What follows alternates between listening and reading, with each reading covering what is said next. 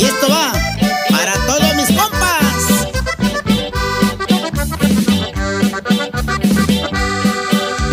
Año del 97, presente lo tengo yo. En un pueblo de Oaxaca, un triste caso pasó. Juan se llama y su compadre con su mujer lo engañó.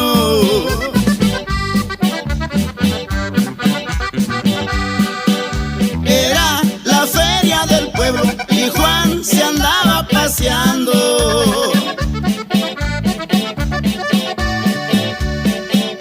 Andaba con sus amigos en las cantinas tomando, pero no se imaginaba lo que le estaba esperando.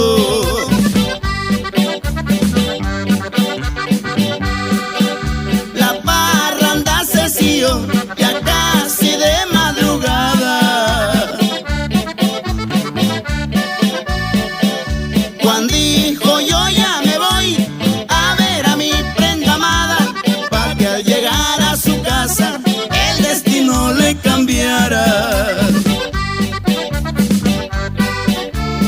Al llegar abrió la puerta y sorpresa se llevó a su compadre querido. Con su mujer encontró besándose y en el acto tal como Dios nos mandó.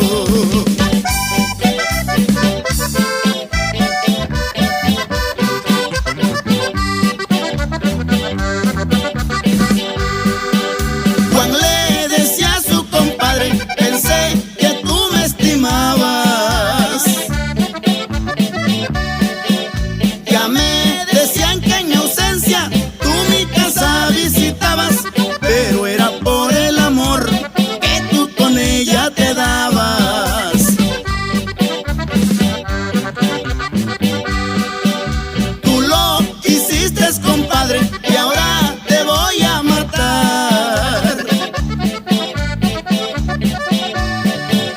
Porque si te dejo vivo me vuelves a traicionar, pero tú no te vas solo, ella te va a acompañar.